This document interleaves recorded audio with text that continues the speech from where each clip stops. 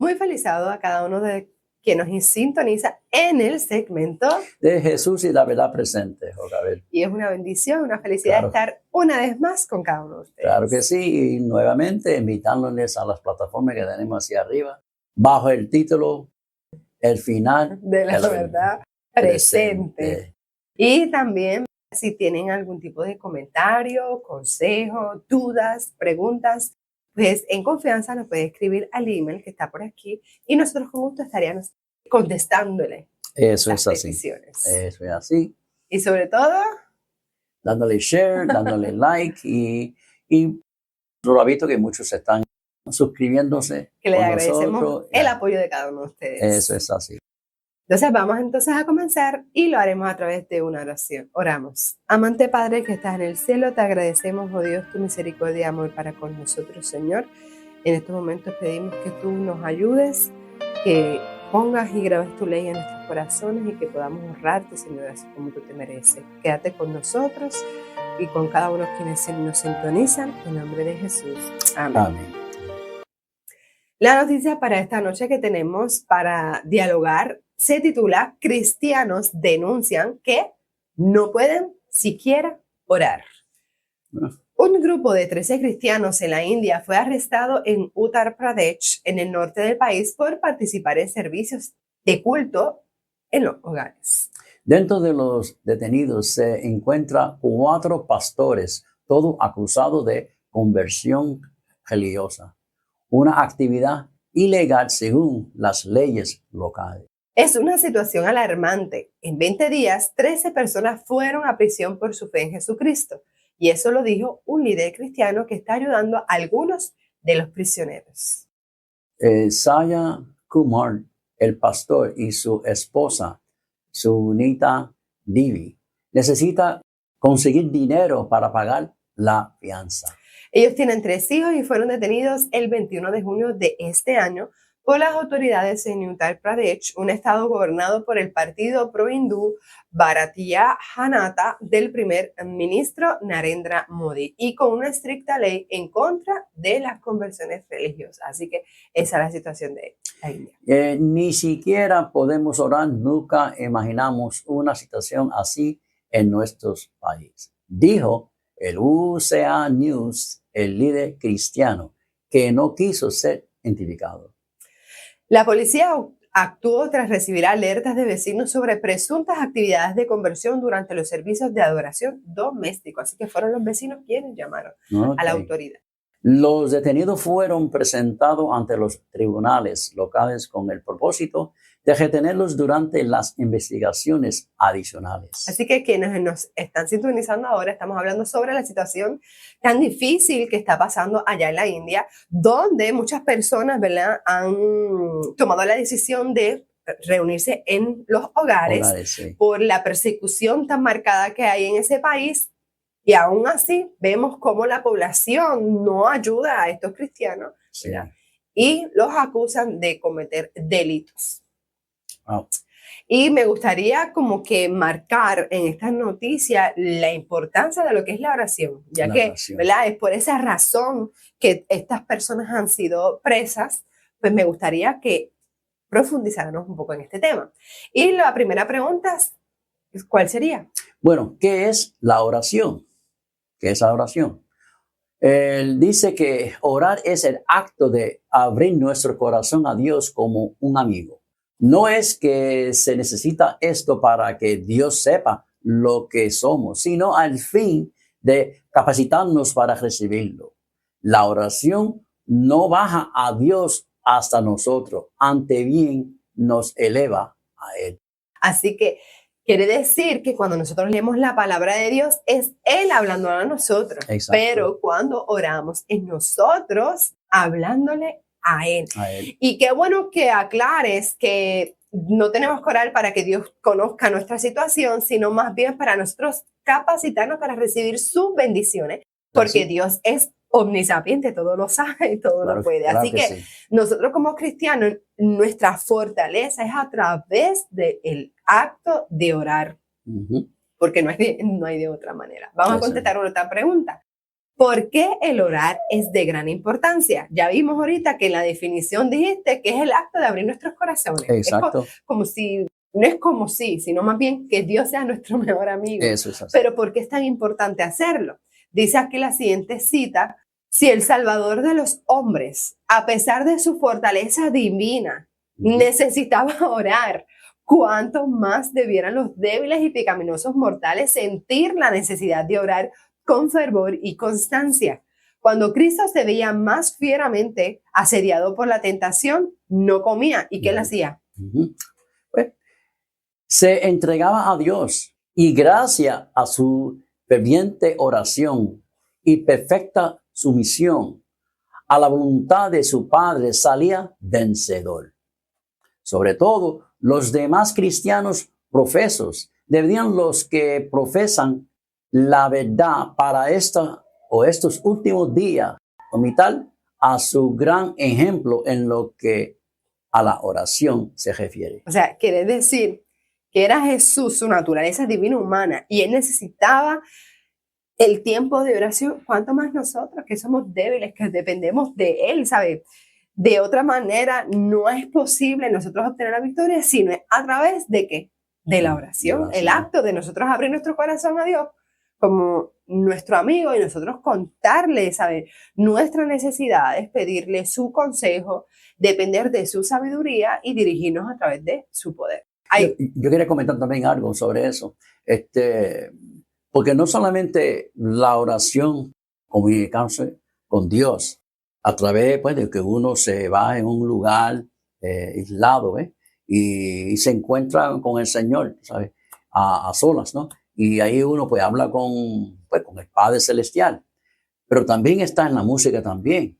Tú sabes que la música, a veces las canciones que se cantan son oraciones cantadas también. Que hay otra forma también, porque hay gente que dice, mira, yo no sé orar. Porque eso es lo que dicen. Hay gente que dice, yo no sé orar, no sé cómo orar. Bueno, pues puede iniciar comenzando a cantar oraciones de himnos y que son bien bonitos, que también lleva el mensaje. Y también guiarse. Jesús dejó una oración modelo, que es el Padre Nuestro, exacto, que nos enseña lo que debemos pedir para nosotros, ¿verdad? Constantemente mantener una relación viva y eficaz con Él. Sí. Y como dicen, a través de la música. Música que eleve el trono de la gracia. Exacto, porque hay una no música. Cualquier música. No, hay musiquita por ahí que no es lo mejor. Hay otra cita Claro, apoyando el por qué el orar es de gran importancia. Y dice que nuestra gran necesidad es en sí misma un argumento y habla elocuentemente en nuestro favor. Pero se necesita buscar al Señor para que haga estas cosas por nosotros. Pues dice en Mateo que pedid y se os dará. Aunque Dios conoce nuestra situación, Él desea que le importunemos con nuestras situaciones. Exacto. Que tengamos esa constancia como la tuvo Jacob hasta poder recibir su bendición. Exacto. Dios le gusta, dice, yo estaba leyendo citas que dice, Dios desea que constantemente estemos pidiéndole, porque ahí nuestra fe crece, nuestra dependencia de Él se reconoce. Eso. Así, de eso desata la importancia de nosotros orar. Bueno, hay otra preguntita. ¿Qué bendiciones recibimos a orar? Y nos dice en Conflictos de los Siglos 6:79, los tiempos de apuro y angustia que nos espera requiere una fe capaz de soportar el cansancio, la demora y el hambre. Una fe que no desmaye a pesar de las pruebas más duras. Sigue diciendo que el tiempo de gracia le es concedido a todos a fin de que se preparen para aquel momento. Jacob prevaleció porque fue perseverante y resuelto. Amén. Su victoria, aquí voy, es prueba evidente del poder de la oración importuna. Eso es así. ¿Usted quiere vencer? Oración, le digo, más oración y más poder va a recibir del cielo en poder enfrentar todas las cosas que este mundo trae. Y nosotros diríamos que no sería una bendición, son muchas bendiciones que conlleva el que nosotros estemos orando, porque ese debe ser el fin de cada cristiano en esta tierra, estar constantemente en comunión con el Creador, porque eso es lo que nosotros esperamos. poder convivir en el cielo con Él. Así que en conclusión, cuán alarmante es ver a Satanás actuar para que el pueblo de Dios se vea separado de su Creador. Se ve, ahora mismo es increíble, como dice esta gente. Imagínate que ahora mismo, constantemente aquí estamos orando. Exacto. Que venga las autoridades aquí y te diga, mira, Junior, vas a ir preso porque ustedes oran en el hogar. No hay muy lejos, porque eso también está surgiendo también en otras partes del mundo. No solamente hay en la India, también eso está surgiendo también en la parte de allá, como en la China. O sea, que ella también tiene sus hogares también que no permite que oren en cierto lugar. Y no tan solo eso, privado, vimos que además de la oración, ellos lo que acusaban era de conversión, de convertir a la gente. Uh-huh. Y aquí lo vemos en el occidente, cuando ahora mismo hay una discrepancia en que a los niños no se les puede adoctrinar a querer formar parte o definir un sexo, que esa es la problemática que tenemos acá en el occidente. Sí.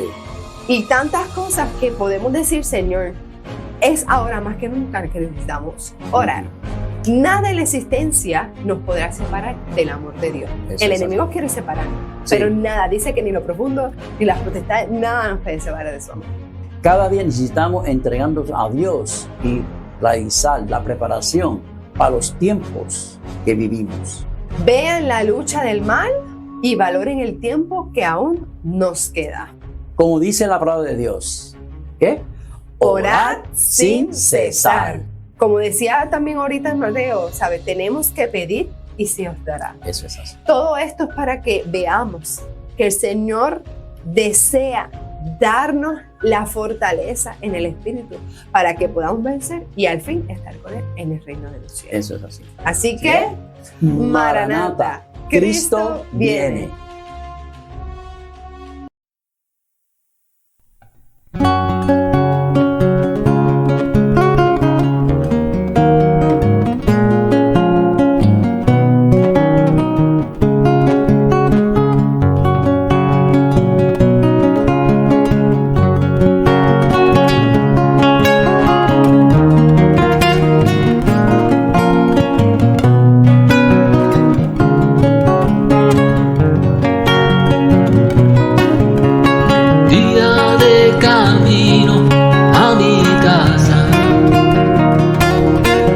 El camino que es más ancho yo tomé,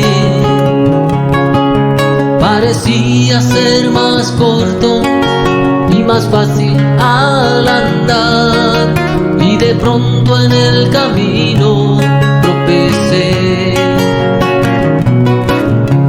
Camino ancho de este mundo, camino angosto que lleva al cielo, ¿por cuál de ellos caminando vas? Camino ancho de este mundo, camino angosto que lleva al cielo, ¿por cuál de ellos caminando vas? Andando aquel camino solo estaba, sentí un gran temor que me invadió, y acercándose ladrones me golpearon sin piedad, me tiraron en el suelo y desmayé. Camino ancho de este mundo, camino angosto que lleva al cielo, ¿por cuál de ellos caminando va? Camino ancho de este mundo, camino angosto que lleva al cielo, ¿por cuál de ellos caminando va? Pasando un gran ministro religioso, mirándome en el suelo comentó que por culpa del pecado en el suelo estaba yo, y siguiendo su camino se alejó.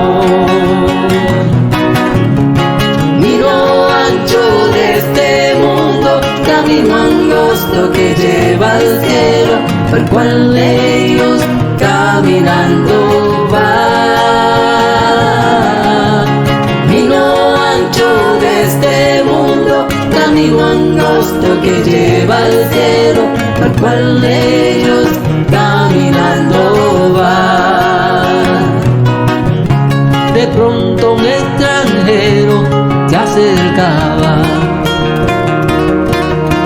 y viéndome en el suelo él corrió y curando mis heridas en sus brazos me tomó y llevándome seguro me salvó. Camino ancho de este mundo, camino angosto que lleva al cielo, por el cual ellos caminando van. Camino ancho de este mundo, camino angosto que lleva al cielo, por el cual ellos caminando van. Por el cual ellos caminando van. Por el cual ellos caminando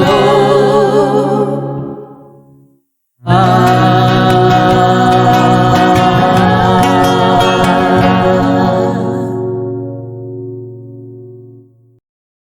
Bien, buenas noches mis hermanos y amigos que nos escuchan.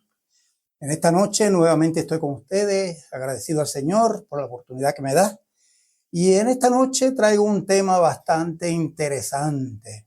Y vamos a ver cómo Dios conduce a su pueblo. Cómo Dios conduce a su pueblo. Pero antes de empezar, vamos a elevar una palabra de oración para que sea el Espíritu Santo quien nos dirija en esta noche. Oramos. Amado Dios y Padre eterno, la gloria, la honra, el poder, la alabanza sea a ti por siempre. Gracias por tu grande bendición y tu grande amor. Gracias por habernos llamado a formar parte de tu pueblo. En esta hora, Señor, que vamos a compartir tu palabra, suplicamos que el Espíritu Santo sea quien nos guíe y sea quien nos dirija en esta hora. Que todo lo que hagamos aquí sea para la gloria y honra tuya y para la edificación espiritual de tu pueblo. Favores que te pedimos en el nombre de Jesús. Amén. Bien, mis hermanos, el tema de esta noche lleva como título Dios conduce a su pueblo. ¿Y cómo Dios conduce a su pueblo? Es una buena pregunta. ¿Cómo Dios conduce a su pueblo? Pues la respuesta la tenemos en Eventos de los Últimos Días, páginas 60 y 61. Ahí nos muestra cómo es que Dios conduce a su pueblo. Noten qué interesante. Dice, el Señor Jesús siempre tendrá un pueblo escogido que le sirva. Cuando el pueblo judío rechazó a Cristo, el príncipe de la vida, Él les quitó el reino de Dios y se lo dio a los gentiles. Dios continuará obrando en base a este principio con cada rama de su obra. Cuando una iglesia demuestra que es infiel a la palabra del Señor, cualquiera sea su posición, y por alta y sagrada que sea su vocación, el Señor ya no puede trabajar con ellos. Otros son entonces escogidos para llevar importantes responsabilidades. Pero si a su vez estos no purifican sus vidas de toda acción incorrecta, si no establecen principios puros y santos en todos sus límites, entonces dolorosamente el Señor los afligirá y humillará. Y a menos que se arrepientan, los quitará de su lugar y hará de ellos un motivo de ignominia. Así como Dios conduce a su pueblo. Cuando el pueblo le es infiel, lo quita y llama otro pueblo. Y un ejemplo de lo que acabamos de leer lo encontramos en el capítulo 17 del Conflicto de los Siglos, donde dice América, tierra de libertad. Y vamos a utilizar muchas citas de ese capítulo para ver qué sucedió en la historia de la iglesia cristiana, qué sucedió en la historia de la iglesia cristiana, cómo Dios tuvo que llamar diferentes pueblos y conducir a su iglesia en diferentes situaciones. ¿Por qué? Porque la iglesia se apartaba de los principios y no seguía el consejo de Dios. En primer lugar, y vamos a comenzar con la iglesia apostólica. La primera iglesia cristiana que Dios llamó, la iglesia apostólica, que se mantuvo fiel durante un tiempo bastante largo, casi 3 siglos se mantuvo fiel. Pero esa iglesia apostólica, ¿qué pasó al final? Esa iglesia apostató. ¿Cómo apostató? En el 4º siglo se mezcló con la religión pagana del Imperio Romano cuando el tiempo de Constantino. Esa iglesia se mezcló en una unión ecuménica con aquella iglesia pagana y como resultado que vino la iglesia católica, apostólica y romana. ¿Por qué esos 2 apellidos de la iglesia católica? Apostólica y romana, porque es una mezcla de la religión de los apóstoles, la religión cristiana, se mezcló con la religión pagana y la iglesia católica es una mezcla de esas 2 religiones, religión pagana y religión cristiana. Nunca ha sido la iglesia de Dios, pero dentro de esa iglesia católica había fieles de Dios y todavía hay fieles de Dios dentro de ella. El que la iglesia no sea la iglesia de Dios no quiere decir que no hayan fieles dentro de ella. Pueblo que aunque está engañado son fieles a Dios hasta donde conocen. Pero la iglesia católica en aquellos tiempos también había fieles. Y esos fieles, ¿qué hicieron? Salieron de esa iglesia católica. Y esos se llamaron como los reformadores. Los reformadores salieron, quisieron al principio reformar la iglesia católica, pero no pudieron hacerlo y por lo tanto se separaron de ella. Ahora, esa iglesia de los reformadores, esa iglesia creció mucho, al punto que en Inglaterra hasta los reyes ya se hicieron protestantes. Eran protestantes los reyes de Inglaterra. Pero ¿qué sucedió con esa iglesia protestante de Inglaterra? Según nos dice el Conflicto de los Siglos, página 333, nos dice lo siguiente. Muchos deseaban ardientemente volver a la pureza y sencillez que caracterizaba a la iglesia primitiva. Si querían volver era porque se habían apartado. Dice, consideraban muchas de las costumbres arraigadas en la iglesia anglicana como monumentos de idolatría y no podían en conciencia unirse a dicha iglesia en su culto. Pero como la iglesia estaba sostenida por el poder civil, ese problema, la iglesia sostenida por el poder civil no consentía que nadie sustentara opiniones diferentes en asuntos de formas.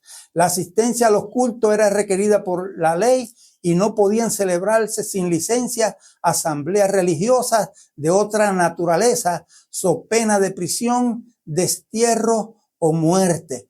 ¿Qué sucedió con esa iglesia de Inglaterra? Lo mismo que la iglesia católica, se unió la iglesia y el Estado y querían imponer y obligar para que siguieran sus dogmas. Pero dentro de esa iglesia de Inglaterra también habían fieles.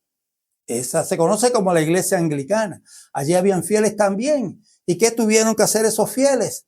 Tuvieron que salir hacia Holanda. Dice aquí el Conflicto de los Siglos 334 y 335, dice, Inglaterra había dejado de ser lugar habitable. Algunos decidieron refugiarse en Holanda. A fin de lograrlo tuvieron que sufrir pérdidas, cárceles y 1000 dificultades. Se frustraban sus planes y eran entregados en manos de sus enemigos. Pero al fin triunfó su firme perseverancia y encontraron refugio en las playas hospitalarias de la República Holandesa. La persecución y el destierro abrieron el camino de la libertad. Con ese fin partieron los peregrinos de Holanda en busca de un hogar en el Nuevo Mundo. Noten que de Inglaterra huyeron a Holanda y de Holanda entonces ellos pasan a los Estados Unidos de América. Ahora, ¿qué sucedió en América? Vamos a ver qué nos dice aquí. Dice, aunque eran honrados y temerosos de Dios, los peregrinos no comprendieron el gran principio de la libertad religiosa. O sea, y aquella libertad por cuya consecución se impusieron tantos sacrificios, no estuvieron dispuestos a concederla a otros. Los colonos acordaron que solamente los miembros de la iglesia tendrían voz en el gobierno civil. Se organizó una especie de iglesia de Estado, en la cual todos debían contribuir para el sostén del ministerio y los magistrados tenían amplios poderes para suprimir la herejía. Y como resultado de esa iglesia-estado, o esa iglesia unida con el Estado en América, vino ¿qué cosa?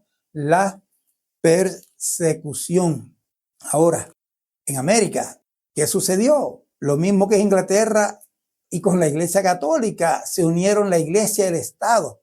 Esa unidad de la Iglesia con el Estado siempre trae persecución. Pero en América también había fieles, y uno de esos fieles se llamó Rogelio Williams. Rogelio Williams dice aquí, Conflicto de los Siglos, que 11 años después de haber sido fundada la primera colonia, llegó Rogelio Williams al Nuevo Mundo. Rogelio Williams venía de Inglaterra. Dice, la asistencia a los cultos de la iglesia establecida era obligatoria, su pena de multa o de encarcelamiento. Esto era el tiempo de la América colonial. Todavía no era la República Americana, era la América colonial. Dice que Williams reprobó tal ley. La peor cláusula del código inglés era aquella en la que se obligaba a todos a asistir a la iglesia parroquial.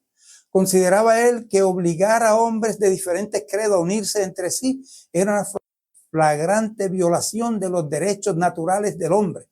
Forzar a concurrir a los cultos públicos a los irreligiosos e indiferentes era tan solo exigirles que fueran hipócritas. O sea, la iglesia del Estado quería obligar a todos a que asistieran a templo, que asistieran a la iglesia. Entonces, ¿qué sucedió? Rogelio Williams entonces funda la colonia de Rhode Island.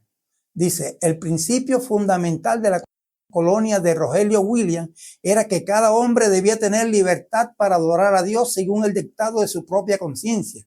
Su pequeño estado, Rhode Island, vino a ser un lugar de refugio para los oprimidos y siguió creciendo y prosperando hasta que su principio fundamental, la libertad civil y religiosa, llegó a ser la piedra angular de la República Americana de los Estados Unidos de América.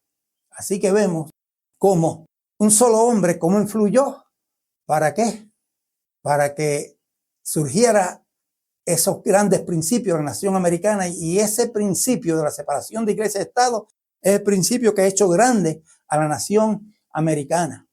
Y cuando viene la República de los Estados Unidos con esa constitución donde exige la separación de iglesia y Estado, ¿qué pasó? Allí estaba el protestantismo en América. Pero ¿qué sucedió con ese protestantismo una vez que ahora eran libres de adorar a Dios según los dictados de su conciencia? Noten lo que sucedió. Dice 342 del Conflicto de los Siglos. El gran principio que defendieron tan notablemente Robinson y Rogelio Williams, de que la verdad es progresiva y de que los cristianos deberían estar prontos para aceptar toda la luz que proceda de la santa palabra de Dios, lo perdieron de vista sus descendientes. Las iglesias protestantes de América, lo mismo que las de Europa, tan favorecidas a recibir las bendiciones de la Reforma, dejaron de avanzar en el camino que ella le había trazado.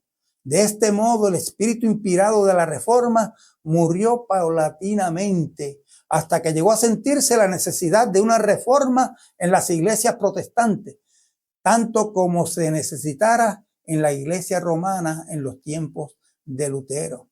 ¿Qué pasó?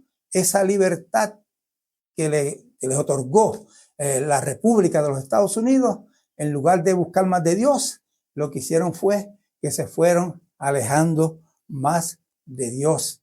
Ahora, dentro de esa iglesia protestante en Estados Unidos, dentro de ese protestantismo, había fieles. En cada iglesia, con que estas iglesias se apartan de Dios, siempre hay personas fieles que buscan a Dios de todo corazón. Y dentro de la iglesia protestante, después de que se funda la República Americana, pues habían fieles. Y esos fieles fundaron lo que se conoce como el movimiento milerita. El movimiento milerita, de donde surge la iglesia adventista del séptimo día. Los fieles de esa iglesia protestante aceptaron la verdad que proclamaba Miller y se unieron a lo que se conoce como la iglesia adventista del séptimo día. Dice el Conflicto de los Siglos 3, 5, 7. Una gran obra de reforma debía realizarse para preparar a un pueblo que pudiese subsistir en el día de Dios. El Señor vio que muchos de los que profesaban pertenecer a su pueblo no edificaban para la eternidad, y en su misericordia iba a enviar una amonestación para despertarlos de su estupor e inducirlos a prepararse para la venida del Señor. Esta amonestación nos es presentada en el capítulo 14 de Apocalipsis. En él encontramos un triple mensaje proclamado por seres celestiales y seguido inmediatamente por la venida del Hijo del Hombre para cegar la mies de la tierra. La reforma que necesitaba la iglesia protestante se encontraba en el capítulo 14 de Apocalipsis. Sigue diciendo, era aquella, hablando de la iglesia judía, vamos a ver ahora lo que pasó en la iglesia judía. Dice, era aquella una iglesia apóstata que cerraba los ojos a las señales de los tiempos. Dios no la había abandonado ni había dejado de ser fiel para con ella, pero ella se alejó de él y se apartó de su amor. Como se negara a satisfacer las condiciones, tampoco las promesas divinas se cumplieron para con ella. Esto es lo que sucede infaliblemente cuando se dejan de apreciar y aprovechar la luz y los privilegios que Dios les concede. Eso pasó con la iglesia protestante. Dice, a menos que la iglesia siga el sendero que le abre la providencia y aceptando cada rayo de luz, cumpla todo deber que le sea revelado, la religión degenerará inevitablemente en mera observancia de formas y el espíritu de la verdadera piedad desaparecerá. Esta verdad ha sido demostrada repetidas veces en la historia de la iglesia. Esta verdad ha sido repetida, como les dije al principio, cómo Dios conduce a su pueblo. Dios lo conduce, mientras el pueblo es fiel, Dios está con su pueblo. Pero si su pueblo deja de ser fiel, Dios levanta otro pueblo. Y lo hemos visto a través de la historia, y eso es a lo que se refiere la cita cuando dice que esta verdad ha sido demostrada repetidas veces en la historia de la iglesia. Ahora, ¿qué ha sucedido a través de la historia? Se levanta el movimiento milerita, se levanta la iglesia adventista, pero ¿qué tenemos hoy? Hoy tenemos una iglesia adventista ecuménica. Lamentablemente, nos duele decirlo, yo soy parte de ella, de esa iglesia adventista, pero yo no estoy de acuerdo con ese ecumenismo que la iglesia está participando hoy. Pero tenemos desafortunadamente una iglesia ecuménica. Dice aquí el Conflicto de los Siglos. Muchos consideran la gran diversidad de creencias en las iglesias protestantes como prueba terminante de que nunca se procurará asegurar una uniformidad forzada. Pero desde hace años se viene notando entre las iglesias protestantes un poderoso y creciente sentimiento en favor de una unión basada en puntos comunes de doctrina. Para asegurarse tal unión debe necesariamente evitarse toda discusión de asuntos en los cuales no todos están de acuerdo, por importantes que sean desde el punto de vista bíblico. ¿Qué decía la profecía? Que se iban a unir en puntos comunes de doctrina y que debían de evitarse toda discusión en el asunto es que no estuvieran de acuerdo. ¿Y no es eso exactamente lo que ha sucedido? Uniéndose a las iglesias en puntos comunes. ¿Y cuál es el punto común que une todas las iglesias cristianas? El punto común es Jesús. Por eso ahora solamente hay que hablar de Jesús, porque ese es el punto común que nos une. Pero hay que evitar, ¿qué vamos a evitar? El mensaje de los tres ángeles. Hay que evitar Apocalipsis 14. Hay que evitar desenmascarar la ramera y hablar de Babilonia. No se puede hablar de eso. ¿Por qué? Porque le dañamos esos amoríos que hay con la ramera y con las hijas de la ramera. Le dañamos ese ecumenismo, esa amistad, esa relación que tienen las iglesias. Y por eso ya no se puede predicar mensajes fuertes. Y la excusa que dan es que se enojan los hermanos. Cristo le dijo a Pedro, y se enojaron, era que no eran de nosotros.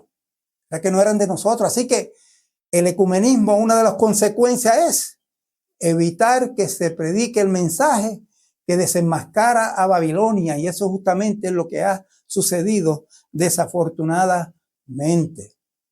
Dice, a menos que la iglesia contaminada por la apostasía se arrepienta y se convierta, comerá del fruto de sus propias obras hasta que se aborrezca a sí misma.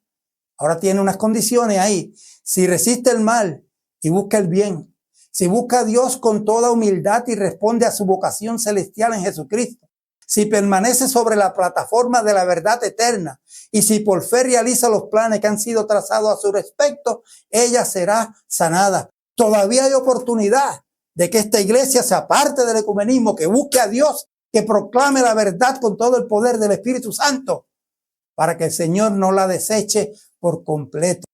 Hay unas condiciones, debemos procurar cumplir esas condiciones. Y si como institución no las cumplimos, cada uno de nosotros individualmente debe procurar cumplirlas, porque Dios puede rechazar una institución si no la cumple, y a una persona si no la cumple, pero si la persona se mantiene firme y fiel a esas grandes verdades que Dios ha dado, el Señor la va a sostener hasta el mismo fin. Y nosotros individualmente somos llamados a perseverar hasta el mismo fin, hasta que Cristo venga. Otra cita, Eventos de los Últimos Días, página 49 y 50, dice, de aquellos que se jactan de su luz y sin embargo no andan en ella, Cristo dice, por tanto os digo que en el día del juicio será más tolerable el castigo para Tiro y Sidón que para vosotras. Y ahora dice, y tú, Capernaum, adventista del séptimo día que han tenido gran luz, que eres levantada hasta el cielo en materia de privilegio, hasta el Hades serás abatida, porque si en Sodoma se hubieran hecho los milagros que han sido hechos en ti, habría permanecido hasta el día de hoy. Un llamado directo a la iglesia adventista del séptimo día. El Señor está amonestando a esta iglesia que se ha metido en el ecumenismo, que ha dejado su mensaje. El Señor la está llamando para que se arrepienta antes que sea demasiado tarde. Dice, oye los testimonios, tomo 2, página 422, lo siguiente. Los hombres harán uso de todos los medios para atenuar la diferencia entre los adventistas del séptimo día y los observadores del primer día de la semana. Me fue presentada una compañía que a pesar de llevar el nombre de adventista del séptimo día, aconsejaban que el estandarte que nos hace un pueblo singular no se destacase tanto, pues alegaban que no era el mejor proceder para dar éxito a nuestras instituciones. O sea, quieren esconder el mensaje. Pero este no es el momento de arriar nuestra bandera o de avergonzarnos de nuestra fe. El estandarte distintivo descrito con las palabras, aquí está la paciencia de los santos, aquí están los que guardan los mandamientos de Dios y la fe de Jesús, debe flamear sobre el mundo hasta el fin del tiempo de gracia. Al paso que han de aumentarse los esfuerzos para avanzar en diversas localidades, no debe encubrirse en modo alguno nuestra fe con el fin de obtener patrocinio. La verdad ha de llegar hasta las almas que están a punto de perecer, y si de alguna manera ello es impedido, Dios queda deshonrado y la sangre de las almas estará sobre nuestras vestiduras. El asunto es muy serio, y tenemos que tomarlo en cuenta. Otra cita, Eventos de los Últimos Días, página 49, dice, deben producirse reformas porque ha habido debilidad y cegueras espirituales en el pueblo que fue bendecido con gran luz y preciosas oportunidades y privilegios.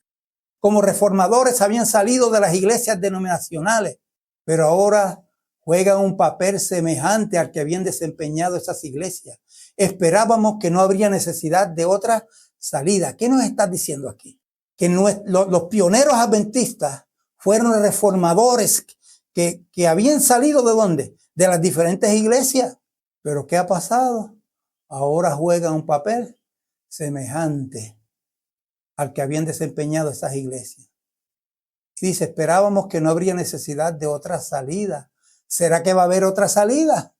Pues sí, yo creo que el Señor va a levantar un movimiento en el tiempo del fin. Creo que va a haber otra salida. Procuremos nosotros estar atentos para que cuando Dios llame a ese pueblo, que va a dar ese fuerte pregón, que nosotros estemos entre ellos.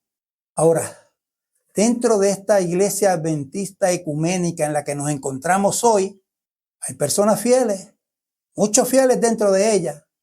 Y esos fieles que están dentro de esta iglesia van a formar ese nuevo movimiento que el Señor levantará. ¿Sí? El Señor va a levantar un nuevo movimiento. Noten cómo la sierva del Señor presenta este movimiento en Conflicto de los Siglos 669.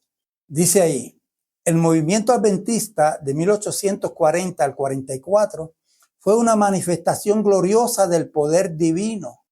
El mensaje del primer ángel fue llevado a todas las estaciones misioneras de la tierra y en algunos países se distinguió por el mayor interés religioso que se haya visto en país cualquiera desde el tiempo de la Reforma del siglo XVI. Está hablando de lo grandioso que fue ese movimiento adventista en sus surgimientos. Para 1840 al 44, con el movimiento milerita, aquello fue glorioso. Pero dice ahora, pero todo esto será superado por el poderoso movimiento que ha de desarrollarse bajo la proclamación de la última amonestación del tercer ángel. ¿Qué nos está diciendo? Que se va a desarrollar un poderoso movimiento en el futuro. ¿Y por qué Dios tiene que hacer eso? Porque nuestra iglesia se ha mezclado en el ecumenismo, en esa unión ilícita con la ramera y las hijas de la ramera. Y como consecuencia, pues Dios va a seguir de la misma forma que ha conducido a su pueblo a través de la historia. Cuando un pueblo no le es fiel, el Señor levanta otros para que tomen ese lugar. Así Dios va a levantar un nuevo movimiento. Ahora, cuando venga ese momento de crisis y venga esa separación, yo pregunto, ¿quiénes serán nuestros peores enemigos? Oye, los testimonios, tomo 1, página 434, dice, encontraremos la más feroz oposición de parte de los adventistas que se oponen a la ley de Dios. Si miramos en el pasado, cada una de estas iglesias que se mezclaron con el gobierno empezaron a perseguir a los que no se sometían. Al final, los fieles de Dios van a encontrar la más feroz oposición de parte de los adventistas que se oponen a la ley de Dios. ¿Y quiénes serán esos? Los que cuando venga la ley dominical se irán con el domingo.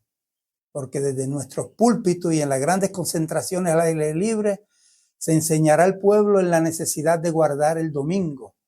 De John Herald, 18 de marzo de 1884. Encontraremos la más feroz oposición, no de parte de la ramera y las hijas de la ramera, sino de los nuestros mismos, como dice Mateo capítulo 24.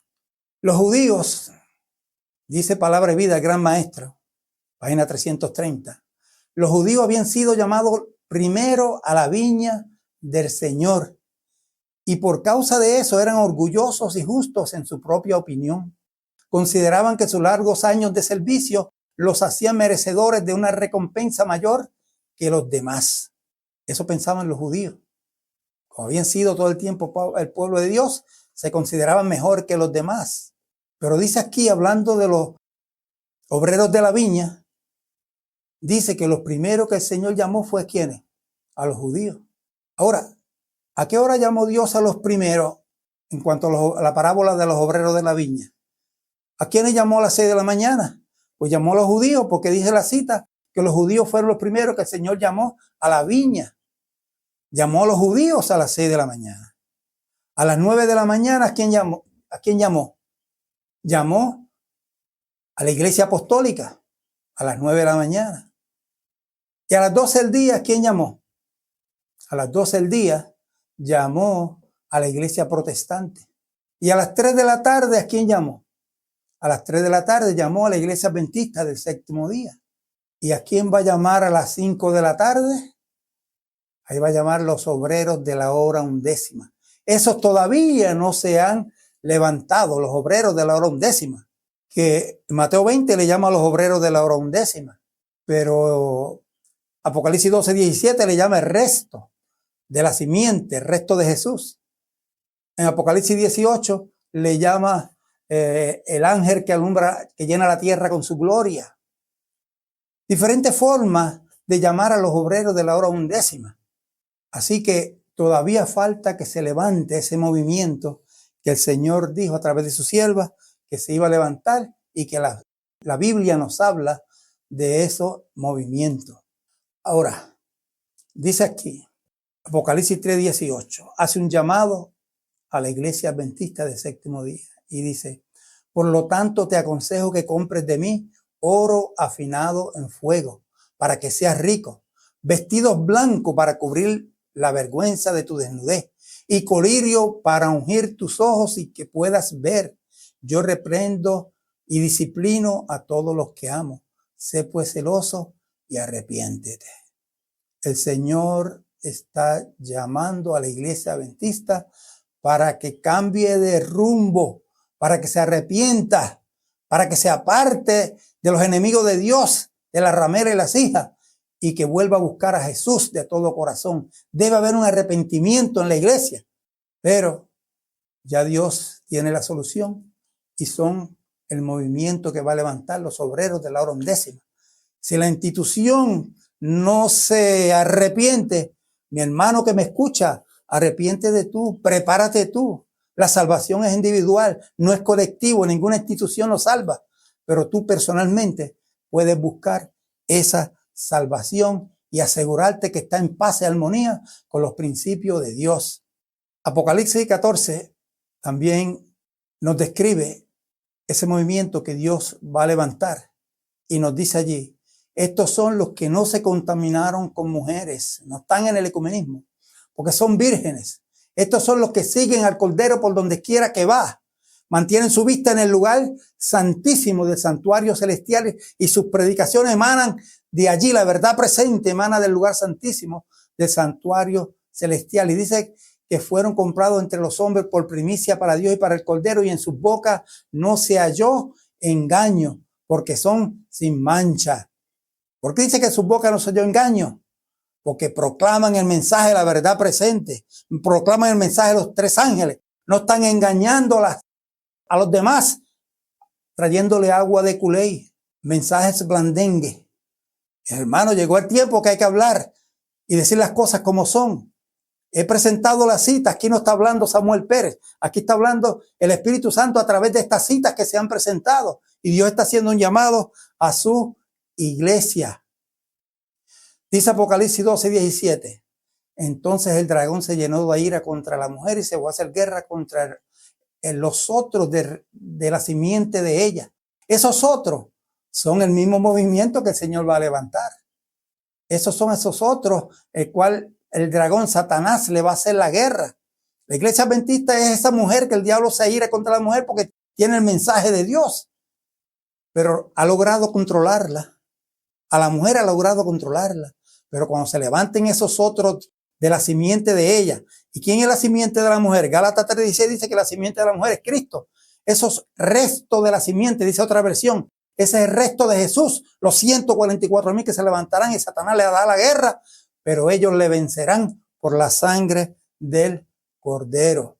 Apocalipsis 18 también nos presenta o nos describe a ese movimiento que el Señor va a levantar, y lo describe allí como el ángel que desciende del cielo teniendo grande potencia, y la tierra es alumbrada con su gloria, porque van a proclamar el mensaje con todo el poder del Espíritu Santo. Con fortaleza y en alta voz dirán: caída es la grande Babilonia, esta habitación de demonios y guarida de todo espíritu inmundo y albergue de toda ave sucia y aborrecible.